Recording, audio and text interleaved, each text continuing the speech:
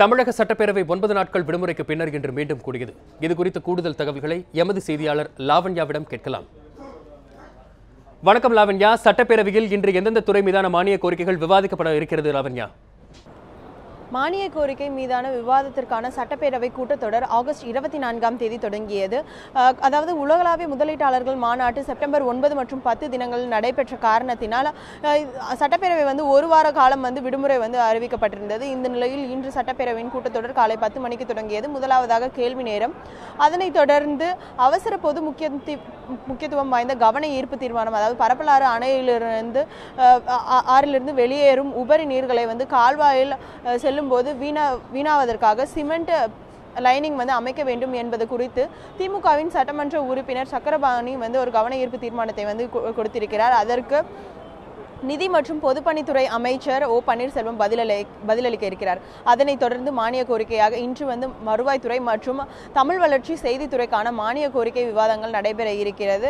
இதற்கான விவாதங்களும் இன்று நடைபெறும். குறிப்பாக வருவாய்த்துறைக்கு அமைச்சர் ஆர்பி உதயகுமாரும், அதனைத் தொடர்ந்து தமிழ் வளர்ச்சி மற்றும் செய்தித்துறைக்கு அமைச்சர் ராஜேந்திர பாலாஜியும் பதிலளிக்க இருக்கிறார்கள். வசந்த், லாவண்யா, 9 நாட்கள் விடுமுறைக்கு பிறகு மீண்டும் இன்று சட்டப்பேரவை கூடியிருக்கிறது. இந்நிலையில் எதிர்க்கட்சிகளின் செயல்பாடு இன்று எவ்வாறு இருக்கும் என்று கூறப்படுகிறது? லாவண்யா,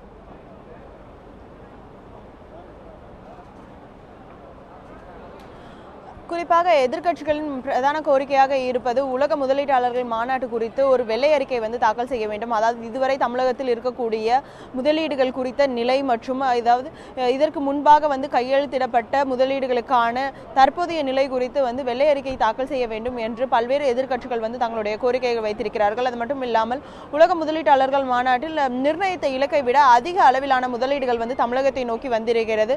இதனை எவ்வாறு செயல்படுத்த போகிறார்கள் என்பது குறித்து அரசிடம் அவர்கள் கேள்வி எழுப்ப இருக்கிறார்கள். அதனைத் தொடர்ந்து சர்வதேச, அதாவது இலங்கையில் நடைபெற்ற போர் குற்றங்கள் குறித்து சர்வதேச விசாரணை நடைபெற வேண்டும்.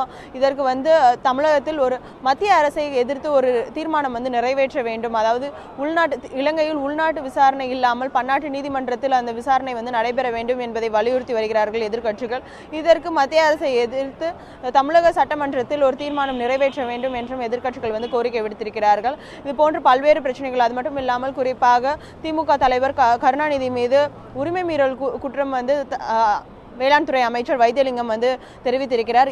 இந்த புகார் மீதான விசாரணை உரிமை மீறல் குழு கடந்த திங்கட்கிழமை அன்று விசாரித்தார்கள். இந்த நிலையில் இன்று அதற்கான அறிவிப்பை தாக்கல் செய்வார்கள் என்று எதிர்பார்க்கப்படுகிறது. இது போன்ற பல்வேறு விஷயங்களை எதிர்க்கட்சிகள் எழுப்ப இருக்கிறார்கள். வசந்த், உங்கள் தகவல்களுக்கு நன்றி லாவண்யா.